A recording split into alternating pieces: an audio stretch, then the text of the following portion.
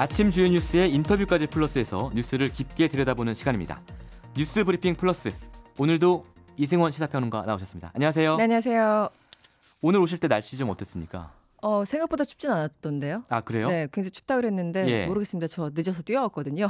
그래서 늘 뛰기 때문에 아침마다. 네. 제가 알기로는 추위를 많이 타시는 걸로 알고 있는데 네. 예, 오늘은 안 추셨다니. 방송 끝나면 아마 추워질 겁니다.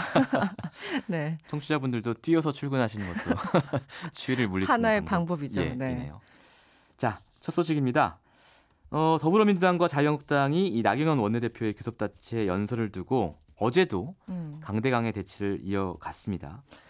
작심하고 서로 비판과 비난을 이어가는 것 같습니다. 예. 일단 더불어민주당이 나경원 원내대표를 제소하자 자유한국당도 나 원내대표의 연설을 방해했다는 이유로 예. 이해찬 대표에 이어서 홍영표 원내대표까지 맞불 제소에 나섰습니다. 네. 두 당도 어제 그 설전의 수위가 굉장히 높았었는데요. 예. 민주당은 대통령과 국민에 대한 모독이다 이렇게 예. 비판을 이어갔고 예. 자유한국당은 독재 폭정이다 이런 말들을 거침없이 쏟아냈습니다. 아니 근데 이 윤리위에 제소한다는 게 예전에는 굉장히 큰 일처럼 느껴졌는데 네. 이제는 뭐 좀 아무 의미 조금만 없죠. 일이 있어서 윤리위에 제소를 하고 네. 또 중요한 게 윤리위에서는 아무 결과를 안 내놓잖아요. 안 내죠. 예, 그러니까 네. 이게 말씀하신 것처럼 의미가 좀 없어진 것 같은 생각이 들어요. 예전에 그 5.18 망언 발언도 마찬가지고 예. 국회 내에서 뭘 맡기면 안 됩니다. 그러니까 윤리 같은 경우는 특히 외부 인사들이 구성을 해서 예. 거기서 판단을 내려야지 지금 한두 해 우리가 경험한 게 아니잖아요. 그러니까요. 예. 이제 홧김에 이렇게 제소했다가 스스로 다 뭉개버리는 그런 일이 반복됐기 때문에 이번에도 예. 별다른 기대를 하지 않습니다. 예. 일단 그 민주당 강병원 원내대변인은 이런 얘기를 합니다. 이 태극기 부대에서나 써먹을 발언으로 처음부터 끝까지 대통령을 모욕했고 대한민국과 국민을 모독한 것이다 이렇게 주장을 예. 하면서 예. 제소를 했고요. 황교안 대표도 이제 이 반에서 이 역사의 스갯바늘을 되돌리려는 이 정부의 독재적 폭정에 결연히 투쟁해야 된다 이렇게 맞섰습니다. 예. 자유한국당도 같이 그 징계안을 제출했는데 그 민주당에서는 나경원 대표 하나만 했잖아요. 예. 근데 여기서는 2명 다 한 거예요. 예. 그래서 이해찬 죄송합니다. 이해찬 예. 대표한테는 국가원수 모독죄를 거론해서 국회 명예를 실추시켰다. 이런 이유로 제소를 했고요. 예. 홍영표 원내대표에 대해서는 그 연설을 방해를 했다. 네, 이런 네. 이유로 제소를 함께 했습니다. 네. 알겠습니다. 그래도 한 가지 다행인 건 국회가 본회의는 열었어요. 그렇습니다. 예, 본회의에서 미세먼지 관련 법안들을 통과시켰습니다. 네. 지난주에 여야 할 것 없이 정말 초당적으로 합의한 유일한 사안이 이 예. 미세먼지 관련해서 이 관련법을 통과시키자 이런 거였거든요. 예. 그게 바로 어제였습니다. 미세먼지가 사회 재난에 포함되고 앞으로 일반인도 LPG 차량을 살 수 있도록 하는 그런 대책들이 포함됐습니다. 예. 먼저 어제 본회의에서 통과된 미세먼지 대책 법안 8건이었는데요. 예. 주요 사항만 간단하게 말씀을 드리면 네. 일단 이번에 미세먼지를 사회 재난에 포함시켰어요. 그래서 이제 사회 재난에 포함시킨다는 건 예. 뭔가 문제가 급박하게 발발했을 때 예비비 같은 국가 예산을 그렇죠. 투입할 수 예. 있습니다. 그래서 예. 그게 가장 큰 차이고요. 예. 일반인들은 그동안 이제 이게 규제를 받았었는데 LPG 네. 차량을 구매할 수 있도록 했습니다. 예. 그동안은 택시나 렌터카 그리고 장애인 등만 허용이 됐었는데요. 이게 왜 안 됐을까 궁금하시잖아요. 예. 그동안은 이제 왜냐하면 미세먼지 배출량도 적기 때문에 당연히 돼야 된다고 생각을 하고 있었는데 그 연료 수급 불안이 규제의 주된 이유였다고 합니다. 그리고 세 번째로는 학교보건법 개정안이 통과됐는데요. 네. 유치원과 초중고 교실마다 미세먼지 측정기 그리고 공기 정화 설비를 의무적으로 설치하도록 명시했습니다. 예. 또 왜 우리 지하 역사 같은 데 가면 좀 답답하잖아요. 네네. 거기에도 실내 공기질 측정기 부착을 2021년 3월 말까지 예. 끝내도록 하는 그런 예. 개정안 등이 함께 통과가 됐습니다. 알겠습니다. 네. 그중에서 저희가 가장 관심을 가지실 만한 부분, 그러니까 LPG 차량의 규제 완화 법안, 이 부분에 대해서 조금 더 자세히 얘기를 들어보겠습니다. 김필수 대림대 자동차과 교수 연결돼 있는데요. 교수님 안녕하세요. 네, 안녕하세요. 네, 제일 궁금한 게요. 예. 이게 미세먼지 저감 대책의 일환으로 LPG 차량을 구입할 수 있게 한다는 건데 네. 실제로 LPG 차량을 이용하면 네. 미세먼지가 확실히 줄어듭니까? 줄어듭니다. 예. 실제로 이제 에너지경제연구원에서 연구 용역 결과도 나와 있거든요. LPG차 구매 전면 허용하게 되면은 2030년까지 휘발유나 디젤 수요 일부 대체를 하게 되면은 예. 자동차 유해 배출이 질소산화물 우리가 이제 이 미세먼지 원인 물질 중에 하나지 않습니까? 아, 예. 질소산화물이 4,900톤이 줄고 미세먼지는 48톤이 줄고요. 또 전체적인 환경 피해 비용을 따져봤더니 예. 최대 3,600억 원을 줄일 수 있다는 게 연구원의 분석 결과이기 때문에 실제로 효과는 있다라는 것이 나와 있습니다. 예. 네. 그럼 이제 경유차랑 비교해 보면 경유차는 또 차보다도 많이 나오니까요. 이런 오염물질이. 네, 실제로 이 경유차에 대비하게 되면 93분의 1 정도가 나오니까 질소산화물. 93분의 1이요? 맞습니다. 그러니까 뭐 비결 대상이 안 되고요. 예. 뭐 상당히 효과고 더욱이 이제 이 전면 허용이지만은 그 중에서도 1톤 트럭 같은 거 주목할 필요가 있습니다. 네. 1톤 트럭은 지금 노후화된 디젤차에 대한 규제가 상당히 강한데요. 네. 1톤 트럭이 생계형이 상당히 좀 많고 또 이 배달용이 상당히 많거든요. 그러니까 노후화된 게 많아서 가다 쓰다 반복하다 보니까 뿜어져라는 게 더 많은데 이거 1톤 트럭도 LPG용으로 이미 개발돼서 양산이 되고 있기 때문에 이런 부분의 대체 효과는 다른 어떠한 차종보다도 가장 크고 또 할 수 있는 방법이 2차종뿐인 지금 현재로서는 없다 이렇게 볼 수가 있습니다. 그렇군요. 네. 그런데 이제 LPG 차량이 매연도 적게 나오고 또 연료도 싼데 그동안은 왜 일반인들한테 이 LPG 차량을 구입하지 못하게 했던 거죠? 이게 이제 1982년에 이제 37년 전에 처음 도입이 됐던 게 LPG차거든요. 근데 그 당시만 하더라도 국내에서 잉여로 생산되는 게 LPG 가스였습니다. 그래서 뭐 집에서 일부 생계용으로도 썼지만은 이 부분의 수급을 좀 충분히 하기 위해서 자동차를 도입을 했거든요. 차를 도입하는 대신 이 전체적으로 풀지는 않고요. 또 수급 조정도 좀 필요하고 또 세제에 대한 부분들도 사회적 배려 계층을 통해서 즉 생계형이 많다고 말씀드렸는데 그러다 보니까 이 세율 자체도 좀 낮게 적용을 했어요. 대신 이제 자동차는 일부만 적용한다는 게 그동안 37년 동안 지속되어 왔다 이렇게 볼 수가 있습니다. 아, 그렇게 된 거군요. 네. 지금은 이제 수급 불안이 없는 거죠, 그러니까. 수급 불안보다도 어떻게 보면은 지금 200만 대 정도가 LPG 차량이 운행이 되고 있는데요. 그 동안에 이 국내 생산되는 LPG뿐만이 아니라 도리어 외국에서 LPG 가스를 수입하는 상태가 되다 보니까 도리어 반대 측에 있는 일반 석유업계 쪽에서는 아니 이거 늘려놨더니 외국에 수입하지 않느냐라고 해서 어떻게 보면은 석유업계와 LPG 업계가 보이지 않는 싸움도 굉장히 치열하다고 볼 수가 있습니다. 아, 그랬군요. 네. 자, 그런데 이제 말씀하신 것처럼 LPG 차량의 장점이 많은데 단점은 없습니까? 단점이 아직은 있습니다. 일반 가솔린이나 아니면 경유 차량에 비해서 충전소 자체가 전국적으로 좀 아직 부족하다는 인식이 충전수가 좀 있죠. 부족하다. 맞습니다. 그런 부분도 있고 또 실질적으로 가장 걱정이 되는 것 중에 하나는 정부에서 전면 허용을 했지만은 메이커에서 실질적으로 LPG 차량을 다양하게 내놔야 되거든요. 근데 일반적으로 아마 보셨겠지만은 LPG 차량은 인식이 좀 그래서 그런지 모르지만은 고급 차량은 개발해서 내놓은 게 거의 없었고요. 또 이제 또 한 가지가 실질적으로 이 LPG 차량을 개발을 하면 가솔린 엔진하고 LPG 엔진하고 거의 큰 차이는 없거든요.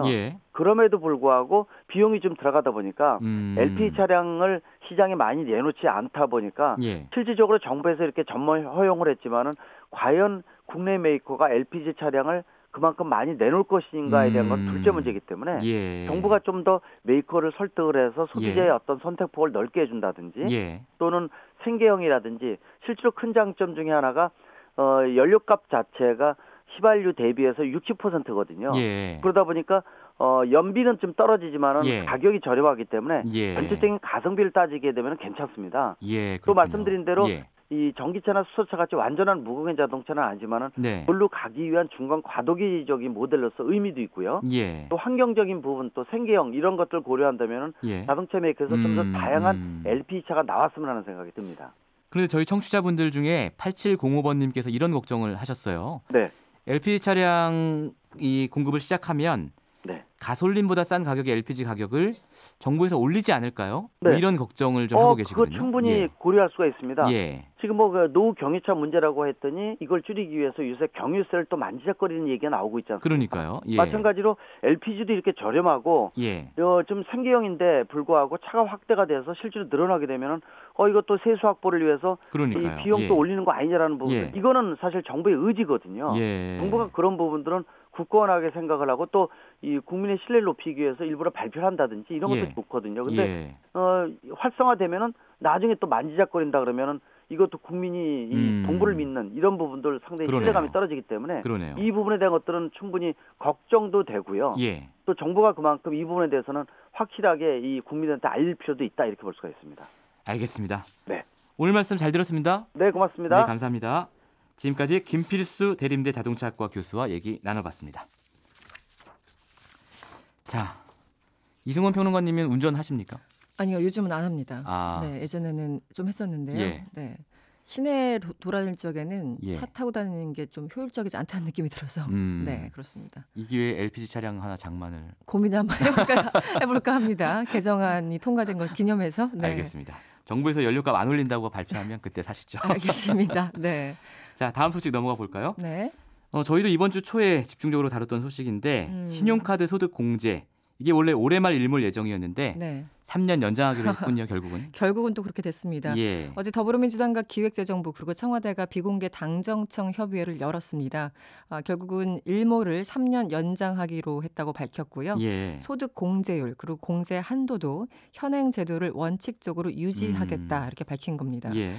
사실 뭐 기억하시는 분들 계시겠지만 이 소득공제 제도가 도입된 게 무려 1999년이에요. 맞습니다. 예. 한 20년 흘렀습니까? 예. 네. 그 당시는 이제 워낙 신용카드 안 쓰고 현금을 쓰니까 뭐 지하 경제를 좀 줄이자 여러 가지 예, 목적이 예, 있었는데 예. 그래서 한 3년 뒤면 없애야지 이렇게 하고 이제 도입을 한 겁니다. 맞습니다. 이때 김대중 정부 네. 때도 신용카드 사업 굉장히 활성화하면서 맞습니다. 네. 말하자면 혜택을 준 거죠. 그렇습니다. 뭐 카드 대란도 나중에 있긴 했었지만 어쨌든 예. 당시가 굉장히 좀 격변기였죠. 이 신용카드로 본다면. 그렇습니다. 그런데 번번이 저항에 부딪혀서요. 뭐 1년, 3년 이렇게 조금씩 연장되다 보니까 벌써 2019년이 됐고요. 그럼에도 불구하고 워낙 국민들 이제 반발이 있으니까 예. 3년을 다시 연장하기로 했습니다. 예. 사실 이제 이제 주는 것도 힘들지만 줬다 빼는 게 더 힘들잖아요. 그렇습니다. 네, 결국은 예. 이걸 없애면은 증세 아니냐 이런 예. 논리적인 예. 접근이 있었거든요. 예. 그래서 결국은 100개를 든 것으로 보입니다. 네. 다음 소식은 김학의 전 법무부 차관의 성접대 의혹 사건인데요. 이게 지금 검찰 그 대검 진상조사단에서 조사를 하고 있는데 네. 검경 갈등이 좀 있잖아요. 요즘 뭐 장자연 사건도 그렇고 김학의 전 법무부 차관도 그렇고 예. 뭐 그 지금 정준영 씨 사건도 그렇고 검찰 경찰 간의 다툼이 지속되는 것 같습니다. 그렇습니다. 양상이 비슷합니다. 예. 네. 일단 경찰은 어제 그 회신을 보냈습니다. 검찰 네. 측에. 네. 당시 범죄와 관련된 증거는 검찰에 다 보냈고 예. 범죄와 관련성이 없는 증거는 다 폐기했다. 이렇게 예. 간단하게 회신을 보냈다고 합니다. 그러자 진상조사단 관계자는 참 난감해하면서 예. 현재로서는 사실을 파악할 방법이 없고 예. 회신 내용에 대해서 검토 중이다라는 입장을 밝혔는데요. 예. 아시겠지만 진상조사단은 이제 몇 차례 연장됐지만 예. 결국은 이달 말 활동 종료를 앞두고 있어요. 그렇습니다. 예. 네, 그래서 시간이 굉장히 없는 상황이기 때문에 네. 진상 규명은 이번에도 어렵지 않겠느냐 이런 전망이 나오고 있습니다. 그럼 애초에 진상조사단이 경찰이 3만 건 이상의 증거를 네. 송치하지 않았다고 발표를 한 이유가 뭔가 있을 텐데. 그러니까요. 예. 그게 또 너무 늦게 나온 것도 사실이고요. 예. 사실 이거 가지고 검찰과 경찰이 상당한 신경전을 벌이고 있습니다. 네. 방금 말씀하신 것처럼 당시 경찰이 송치하지 않았다고 발표를 하자 예. 민감용 경찰청장은 지난 11일 기자간담회까지 자처하면서 예. 통상적으로 이런 사실관계를 확인하는 절차를 거쳤으면 좋았을 것이다. 사실상 예. 반발을 했고요. 예. 당시 실무팀장이었던 경찰도 기자들을 따로 만나서 당시 이 사건을 방해한 것은 검찰이다 이렇게 반발하기도 하고 있습니다. 네. 근데 관련해서 어제 JTBC에 뭔가 좀 놀라운 뉴스가 나왔습니다. 네, 경찰이 포렌식으로 복원한 관련 예. 영상이 18개인데 예. 검찰에 송치된 것은 4개에 불과하다. 영상이 18개인데 네, 그렇습니다. 4개만 송치했다. 예. 그리고 나머지 14개 영상은 어떤 내용이었는지 관련된 설명이나 목록도 남기지 않았다고 합니다. 그래서 당시 청와대 관계자도 일부분에 대해서 확인을 했는데요. 예. 그럼에도 불구하고 당시 경찰 수사팀 관계자는 빠짐없이 검찰에 다 넘겼다. 이렇게 또 주장을 하고 있어서 예. 이것도 또 하나 또 갈등의 요소로 남아 있습니다. 그렇습니다. 네. 그리고 그 영상에 등장하는 인물들이 네. 김학의 전 차관이 아닌 다른 고위층들이었다. 뭐 네. 군인도 있고 뭐 미군 부대 관계자도 있고. 맞습니다. 그래서 4개 예. 영상도 사실은 다 김학의 전 차관 관련된 영상이고 예. 나머지 영상이 더 그만큼 중요하다 이런 지적들이 지금 나오고 있죠. 예. 네. 근데 이제 보도를 보니까 사실은 진술 외에 다른 증거는 없는 상황이어서 네. 이 보도가 사실인지 확인을 하려면 조금 더 검증이 필요할 것 같고요. 네. 자, 다음 소식은 이 에티오피아 항공 여객기 사고 관련 소식인데 저희도 전한 바 있습니다만 이 기종 네. 보잉 737 맥스 이 기종에 대한 운항 중단 조치가 세계적으로 내려졌는데 말 그대로 예. 보잉 공포입니다. 지금요. 그러니까요. 네. 그 3일 동안 버티던 백악관에서도 보잉 737 맥스 8 기종에 대해서 운항 중단을 지시했습니다. 그리고 예. 더불어 9기종에 대해서도 함께 중단 조치를 했습니다. 맥스 8 여객기 같은 경우는 지난 10일 그 에티오피아에서 이륙 6분 만에 추락해서 전원이 사망하지 않았습니까? 그러니까요. 그리고 같은 사고가 지난 10월에 다시 한번 일어나서 예. 지금 300명이 넘는 사람이 사망한 그런 엄청난 사건입니다. 예. 캐나다도 이 대열에 합류를 했고요. 예. 앞서 중국과 인도네시아를 시작으로 아시아와 유럽 그리고 아프리카 남미 국가들은 잇따라 사고 기종의 운항을 중단한 그런 상태입니다. 예. 당장 우리나라가 문제인데요. 네. 지금 대한항공이 한 50여 대를 계약했거든요. 예. 그래서 앞으로 수년 동안 이것을 들여오겠다고 했는데 네. 지금 우리 당국에서 아직 결정을 못했어요. 그래서 우리 교통당국에서 어떤 결정을 내리느냐에 따라서 이 대한항공이 계약을 취소할 것인가 이것도 또 여부가 판단될 것으로 보입니다. 네. 그동안 다른 나라들이 전부 이제 운항 중단 조치했는데 이 보잉이 미국 회사니까 네. 미국만 계속 안 하고 버티다가 네. 결국은 이제 하게 된 건데요. 트럼프 대통령은 예. 끝까지 보잉은 훌륭한 회사다. 예. 그들이 빨리 해답을 갖고 오길 바란다 이렇게 덧붙였는데요. 예. 사실 좀 미루곤 있었는데 네. 이제 미국 교통 당국 그리고 연방 그 항공청에서 이거 예. 안 된다라고 판단을 내렸었나 봐요. 예. 그래서 결국 밀리듯이 이렇게 결정을 내렸습니다. 예. 네. 자, 다음 소식은 이 몇 주 전에 저희가 전해드리면서도 굉장히 의아했었죠. 의아하다, 이거 미스테리다 이렇게 네. 말씀드렸던 사건인데 스페인 주재 북한 대사관에 누군가 침입해서 컴퓨터와 휴대전화 등을 훔쳐간 사건. 근데 그 배후에 CIA가 있다. 이런 보도가 나왔어요. 영화입니다. 영화 시나리오인데 예. 거의 이상하잖아요. 그 북미 정상회담을 5일 앞두고 스페인에 있는 북한 대사관에 괴한들이 침입했는데 예. 이 사람들이 대사관에 돈을 노리고 갔을 리가 없지 않습니까? 그러니까요. 실제 당시에 공간 직원들을 결박하고 예. 컴퓨터와 휴대전화 등을 강탈해 갔습니다. 예. 그래서 그랬는데 여기에 대해서 스페인의 유력 일간지죠. 엘파이스라는 곳이 있는데 예. 이 매체에서 미국 그 CIA 배우설을 지금 제기하고 나섰습니다. 엘파이스는 굉장히 공신력이 높은 매체입니다. 그렇습니다. 예, 스페인에서. 네, 그렇습니다. 예. 스페인 경찰과 국가정보국을 인용했는데요. 예. 이 사건은 지난달 22일에 발생을 했고 침입한 괴한 10명 가운데 2명의 신원이 CCTV 분석으로 확인됐다는 겁니다. 그런데 이들이 CIA와 관계가 있다라는 예. 거니까 스페인 당국 입장에서는 굉장히 좀 화나는 일이에요. 그러네요. 어쨌든 예. 자국에 이제 들어와서 이런 예. 불법적인 행위를 예. 했으니까. 예. 그래서 CIA 측에 해명을 요구했는데 예. 그쪽에선 당연히 의혹을 부인했고요. 여기에 대해서 CIA 반응은 신빙성이 없다라고 스페인 당국은 판단을 하고 있습니다. 그러니까 이런 식으로 계속 이제 진행되다 보면은 예. 스페인과 미국 간에 이게 외교 분쟁으로도 또 이어지는 겁니다. 예. 그런데 왜 이런 일이 일어났을까? 예, 일단 왜 그게 그랬을까요? 핵심인데 예. 저번에도 잠깐 말씀드린 것처럼 김혁철 지금 대미 특별 대표 예. 우리 이제 북미 회담에서 비건하고 비건의 카운터파트잖아요. 파트너죠. 네. 예. 그 김혁철 대표가 2017년 9월까지 여기서 대사를 역임했어요. 예. 근데 2017년에 이제 당시 워낙 이제 핵실험을 많이 하니까 네. 거기에 대해서 항의 표시로 스페인 정부가 이 김혁철 대사를 추방을 한 겁니다. 예. 그래서 이제 엘파이스 이 매체는 괴한들, 그러니까 CIA 이쪽에서 김혁철에 관한 정보를 노린 것이 아니냐 지금 이렇게 보도를 하고 있는데요. 네. 시기도 참 미묘하고. 아니 근데 네. 그 말씀하신 것처럼 네. 정상회담 닷새 앞두고 김혁철에 대한 정보를 파악하는 게 큰 네. 의미가 있었을까 싶기도 한데요. 그렇습니다. 근데 예. 어쨌든 만약에 CIA라면 이게 역으로 예. 생각해 보세요. 만약에 예. 그 미국 대사관에 북한 사람들이 침입했다. 예. 이게 말이 안 되는 거잖아요. 네. 역으로 이것도 정말 황당한 건데 예. 이게 약간 좀 가십도 아니고 참 어떻게 그러니까요. 흘러갈지 좀 더 봐야 될 것 같습니다. 혹시 김혁철이 네. 비건한테 이 스페인 대사관에 내가 굉장히 중요한 물건이나 남겨두고 정보를 왔다? 남겨두고 왔으니까 그거 좀 찾아줘 이렇게 한 거 아닐까요? 당시에는 북한 예. 사람들이 연루된 거 아니냐. 왜냐하면 예. 북한 사람처럼 보이는 사람이 있다고 해서 네. 처음은 그렇게 나왔습니다만 지금은 완전히 국면이 다른 국면으로 흘러가고 있습니다. 네. 네, 정말 미스테리하고요. 미스테리합니다. 네. 다음 소식은 이명박 전 대통령의 보석 뒤 첫 재판 소식이었습니다. 네. 어제 처음으로 재판이 열렸는데 40분 만에 종료가 됐습니다. 예. 가장 핵심 증인 중에 한 명이죠. 이팔성 전 우리금융지주 회장이 불출석하면서 예. 금방 이제 파행이 된 건데요. 이팔성 전 회장이 그 이명박 대통령한테 돈을 줬는데 네. 그 돈 준 쪽지를 삼키다가 붙잡힌 그 인물이죠. 인물이죠. 예, 예. 그래서 본인의 뭐 비망록에 예. 정말 구체적으로 꼼꼼하게 예. 언제 누구한테 얼마 줬다 이렇게 이제 적어놓은 사람인데요. 예. 어쨌든 법원은 여기에 대해서 구인장을 발부했습니다. 네.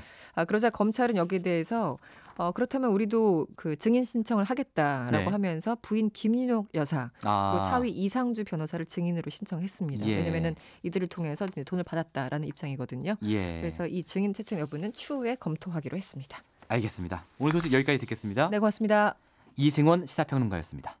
평일 아침 7시 20분 시민보의 시선집중.